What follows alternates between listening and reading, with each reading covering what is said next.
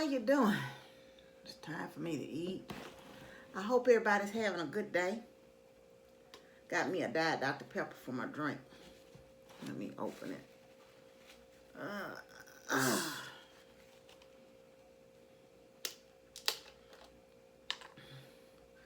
Let me say my grace. Dear Lord, I thank you for this day, Lord. I thank you just for blessing me with the roof, Lord, with food to receive, Lord, with my health and strength, Lord. I thank you for the fellowship here today. I thank you for the nourishment of my body. In Christ's name, amen. So today, y'all, have me a Marie Callendars Chicken Pot pie. And I got some cucumbers and strawberries on the side. I like to make pot pie, but since it's just me, I don't make one because, I'll end up eating it all. Now, do y'all like to smash your crust in, or do you take your time, eating it? I don't like to smash mine in at all. My favorite is around the edges at the end. I love the crust. I mean, when I was a kid, we used to eat banquet pot pies. And they taste fine. But I tell you, since they had Marie Callendars been out, I don't even buy banquets anymore. When I do eat them, it was just me and my daughter. And sometimes I'll buy a 4-pack when she was coming up. But, one of pieces. Or I would make a pot pie. But when I bought the frozen ones, now I just buy these. They're like $2 something. I try to catch them when they're on sale. But I hadn't been eating this kind of stuff, so.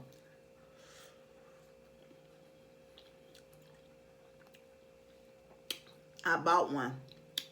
But I said I was going to go back to at least keeping one in the freezer. So after I eat this one, on my next grocery list, I am going to buy another one. And, to keep in the freezer to have, because it makes for a nice meal. And I like mine when it's hot out the oven. Of course, I don't know, I like my food hot, so. And my brother was telling me he really liked his food to cool down.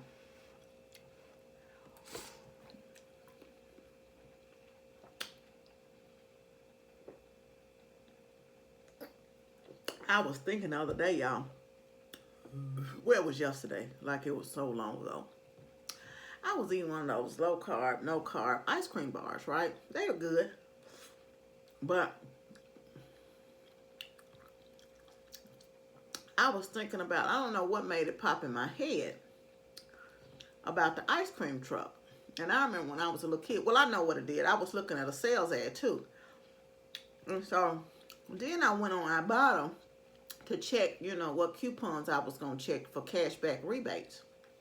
So, on the ad, it had like these bomb pops.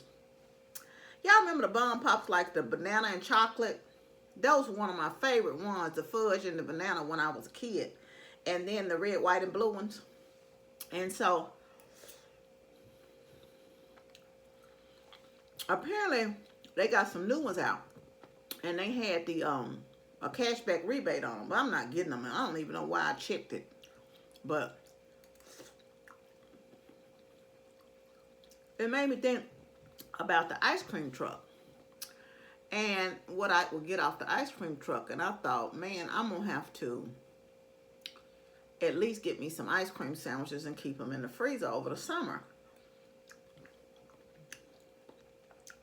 I really like ice cream sandwiches. So when I was in the Kroger ad, they had like I think the Neapolitan ones on there. But I like just the plain vanilla and chocolate one. And Kroger brand sell the mini ones. They sell the little small ones, and it's 16 in a box.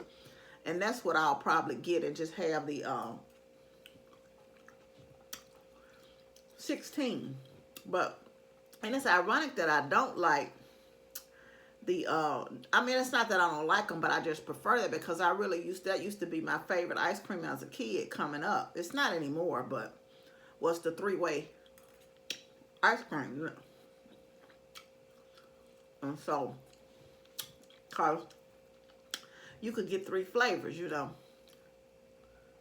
So it's just funny that, and I used to like the, I really like orange sherbet. I don't know when I had some orange sherbet. A lot of times I would just have that with a Sprite. Me and my daughter, when she was coming up, make like orange sherbet floats with orange sherbet and a Sprite.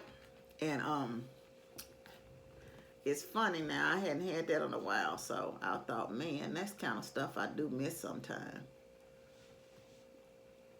So I might buy some orange sherbet too and have it in the freezer throughout the summer, and every now and then have me a treat with it. So that little half a gallon of, you know, the little round plastic tub, it'll last me for a minute. But so it made me think about the ice cream truck. I said it sure would be nice to hit an ice cream truck. You know, it was just always exciting when you heard the ice cream truck. I don't care. The ice cream truck, ice cream truck. And even though my parents kept ice cream and stuff at the house, it's just funny how it was just so special to buy something off the ice cream truck. And I would like those, like I said, those orange, the fudge and banana, what I call bone pops. But red, white, and blue, and the orange push-ups is what our ice cream sandwiches is all I ever got. I never was one for that novel ice cream, but I remember when my little daughter was a little girl, she would get different stuff like the, I didn't really like the Nutter Buddy cones when I was coming up. Of course, I didn't start liking those till I was kids, until I was an adult, because I didn't really like ice cream with nuts on it, sundaes or anything like that, or ice cream with nuts in it. But one of my favorite from Baskin Robbins is black walnut. I didn't like black walnut as a kid. I didn't start eating that till I was an adult. I still don't care for butter pecan, but I would like black walnut and pralines and cream from Baskin Robbins, and once or twice a year. I don't go to Baskin Robbins that often. I'll go and get me a couple scoops. What was your favorite ice cream as a kid? What is it now? And what did you look forward to getting off the ice cream truck when you were coming up? Yeah, I was reading my daily word today. I have a couple of devotionals I read, and this one in particular is by Joyce Myers. And it was saying to train yourself. Train yourself, you know, she was saying how she was a negative person. She always was negative until she got married, you know, and decided. So she told it kind of in a jokingly way that it was rare for her to have 2 positive thoughts in a row. But you have to train yourself to think positive, you know. And I often wonder why, just listening, just reading that today, why people get so in a funk, you know, just to want to be negative in their life. They don't want to be positive. And I'm like her. She said she don't like to be around it, and I don't either. It is really draining to be around somebody negative. They just zap your whole energy. It's like, here they go. If you say sun is shining, yeah, it is, but so and so and so, it's always a negative connotation. They don't ever want to look at anything on the positive side. And I thought about that because I watch David Munn sometimes, and I was looking at one of her. She'd always put stuff in the community post on her page here on YouTube, and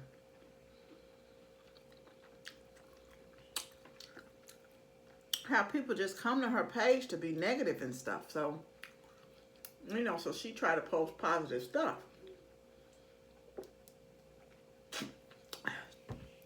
And I often wonder about that. Why? If you don't like somebody, right? Especially on social media, you come on that page, that's a choice you're making. It's almost like, say you allergic, you have allergies, right?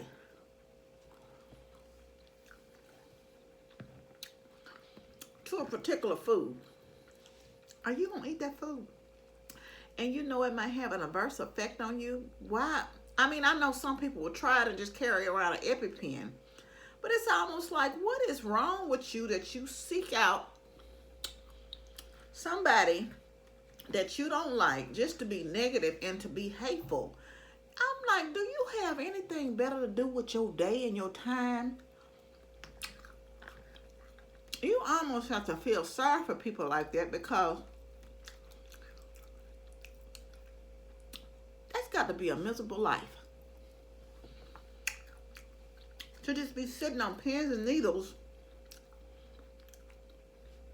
big mad and upset with somebody that you don't even know. And that's my thing.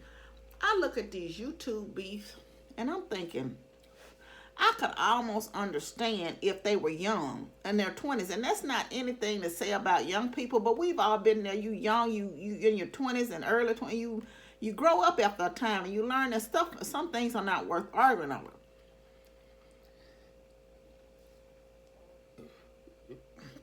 Oh, excuse me, y'all. But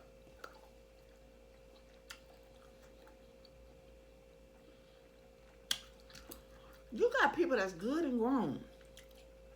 And ooh, that went down the wrong way.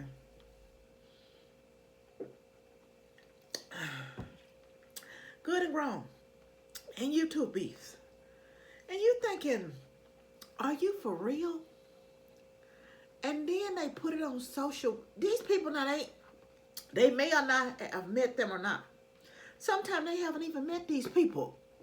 It's just somebody with another channel. And I'm sitting over here thinking, what in the heck? And even if they met them, most of the time it's like once or twice in passing, right? They really don't know them.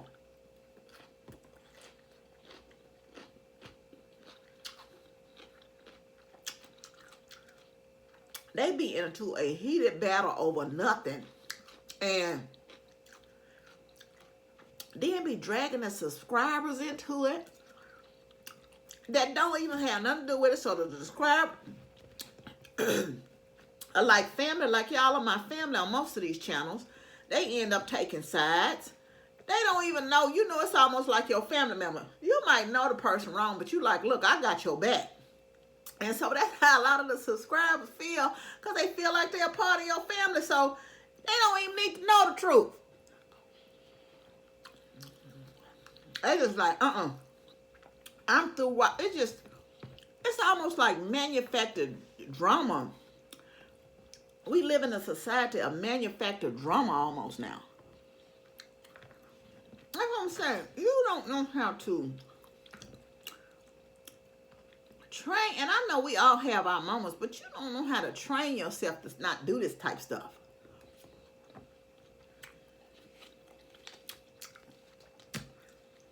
Whether you're a Christian or not. It's like, don't you want peace in your life? Don't you want happiness and joy?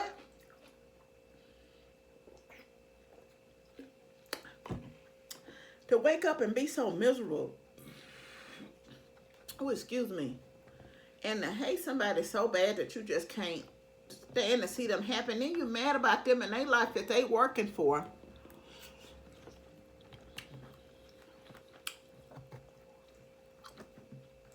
And living for. And I go on Hungry Fat Chick's channel a lot. And one day I read the comments and they were so ugly. And I'm like, why are you coming to her page watching her? Because she seems like such a sweet lady.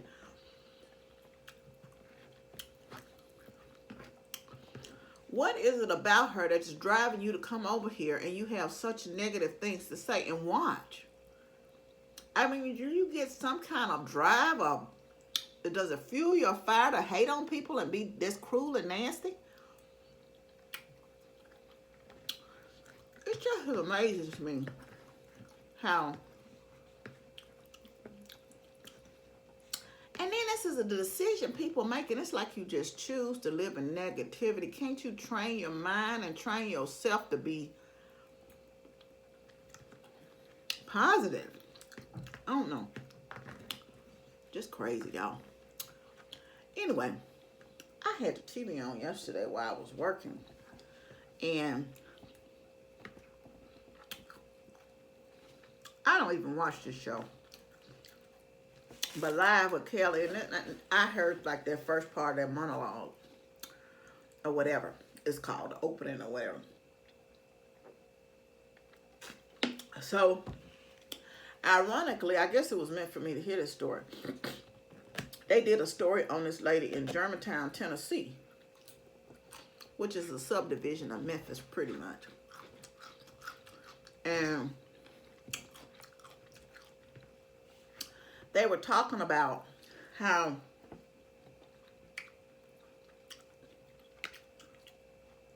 this lady was, it was this Lyft driver. I think she drive for Lyft or Uber. I can't remember which one. And she had picked someone up from the hospital, one of the workers, one night, to take them home. And the worker was telling her she was hungry because she stopped by McDonald's. And so she did. And she was explaining her, the hospital worker was explaining why it was a he or her, a him or her, I don't remember what she said. But why they were hungry, because the cafeteria now is closing down during COVID. They really can't order much because the restaurants are closing at a certain time, or they closed altogether. So she said she went home and she couldn't rest that night.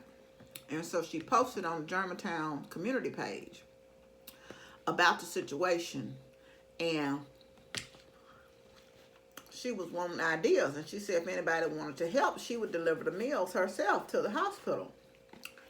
And I can't remember the number. It was in the 2000s, but she said it was day 40, and they she said she had responses right away. So how they did it was, she said she started delivering, it was day 40, she started delivering meals, had immediate response. She listed her PayPal and I think Cash App.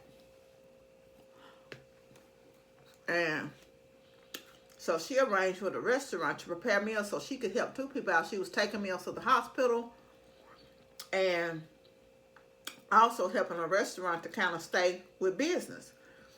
And I think, like she said, I think it was 2,000 and something meals on day 40. And just the response has been phenomenal, you know, from the community, making donations so these workers, hospital workers, could have food.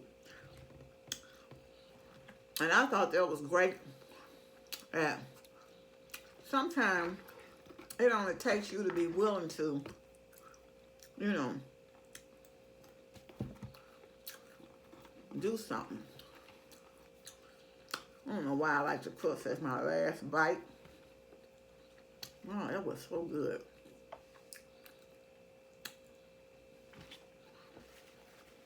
You just gotta be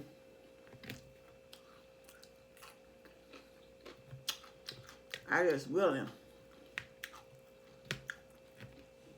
Sometimes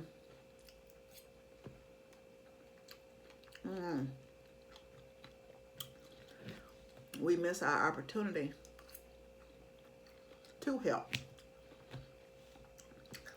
It was another story on the news about this church in South Memphis that had a mobile food pantry. And so this is just for people in Memphis. Apparently they're going around the city periodically. And they looked like they were just to help the community out. And so it was a lot of volunteers out there passing out boxes. You know, as they go through each station, they was putting the stuff in the trunk. But they say for all of these, you have to pre-register. And they said in Memphis, go to Memphis Food Bank, I think it was .com. So I don't know. I'm sure Memphis is not the only city doing this. I'm sure that other cities have this as well. And y'all just, if I don't know who may need help or who needs to hear this, but if you're in Memphis, that's what I heard on the news. For those of you that are in your cities, do me a favor and just leave the link to, like if you know of something similar in your city where people could get help right now, especially during this pandemic, you know, put that link down in the comment section, and just say what city you're in, and put the link down if you have it or know of the programs, the name of the program, so a person in your same city or state may be able to look down in the comments and know where they can get some help. Anyway, y'all, that's the end of my little lunch. I thank y'all for joining me. You know you're loved. I love you, but God truly loves you the most. Remember to always be kind to yourself and others. Be joyful and be blessed. And y'all have a wonderful day. Stay safe. Love you. Bye.